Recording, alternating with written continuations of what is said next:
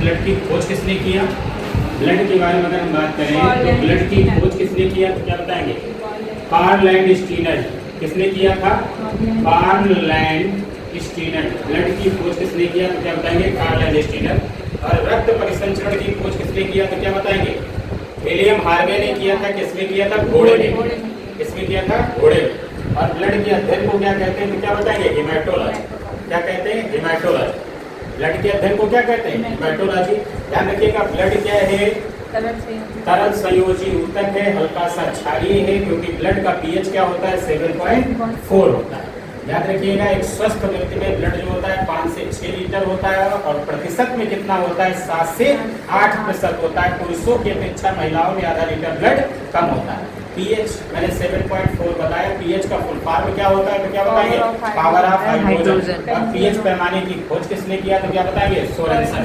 किसने किया? सोरेनसन। मैंने ये भी बताया कि 1 यूनिट ब्लड डोनेट कर सकते हैं, और 1 यूनिट में कितना होता है? 450 ml होता है। कितना होता है?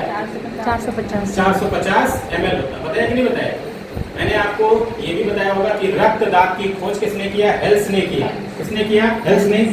और रक्त दाब का मेजरमेंट किससे करते हैं तो क्या बताएंगे? स्फेगनोमैनोमीटर से। किससे करते हैं? स्फेगनोमैनोमीटर से।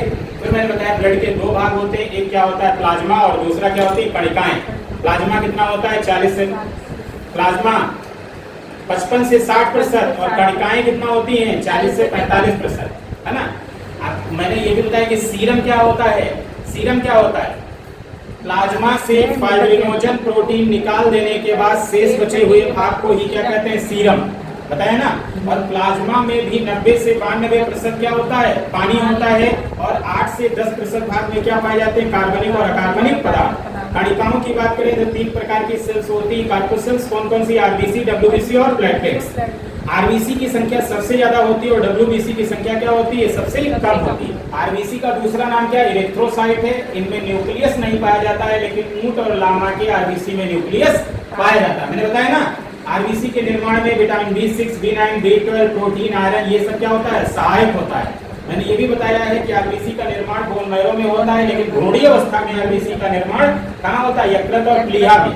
प्लीहा के बारे में मैंने बताया कि प्लीहा को आरबीसी का कब्रिस्तान भी कहते हैं, प्लीहा को ब्लड बैंक भी कहते हैं, और मलेरिया रोग से प्रभावित होने वाला अंग भी कौन सा है? प्लीहा। बताया ना। डब्ल्यूबीसी के बारे में मैंने बताया है कि इनका नाम क्या होता है? ल्यूकोसाइट होता है। और डब्ल्यूबीसी का कार्य क्या होता है? प्रतिरक्षा तंत्र को मजबूत करता है, इम्यून सिस्टम को स्ट्रांग करना। डब्ल्यूबीसी कितने प्रकार की होती है? 5 प्रकार की। कौन कौन सी? एसिनोफिल्स, बेसोफिल्स, न्यूट्रोफिल्स, लिम्फोसाइट और मोनोसाइट। कितने प्रकार की? 5 प्रकार की। कौन कौन सी? एसिनोफिल्स, बेसोफिल्स, न्यूट्रोफिल्स, लिम्फोसाइट और मोनोसाइट। ये 5 प्रकार की डब्ल्यूबीसी होती होती कि नहीं होती? मैंने ये भी आपको बताया है कि डब्ल्यूबीसी में केंद्रक पाया जाता है, इसीलिए डब्ल्यूबीसी से हम डीएनए टेस्ट कर सकते हैं, क्योंकि केंद्रक है तो डीएनए भी होगा। कहाँ पर होगा? डब्ल्यूबीसी में, है ना। और इनका कार्य क्या होता है? प्रतिरक्षा तंत्र को मजबूत करना। अगला मैंने क्या बताया था आपको? प्लेटलेट्स के बारे में, कि प्लेटलेट्स जो है वो रक्त का थक्का जमाने में सहायक है। प्लेटलेट्स में ना तो केंद्रक होता है और ना ही पिगमेंट होता है। साथ में मैंने बताया था कि डेंगू बुखार जो होता है वो एडीज एजिप्टिस मच्छर के काटने से होता है। इसमें प्लेटलेट्स की संख्या घट जाती है। जैसे नॉर्मली हम लोगों में प्लेटलेट्स की संख्या कितनी होती है? 1.5 लाख से 4 लाख। और डेंगू हो गया तो उसमें घटती चली जाती है। ये मैंने बताया। इसके आगे ध्यान रखिएगा कि आरएच फैक्टर भी आपको पढ़ना है, कि आरएच फैक्टर की खोज कार्ल लैंडस्टीनर और व्हीलर ने किया था। किसने किया? कार्ल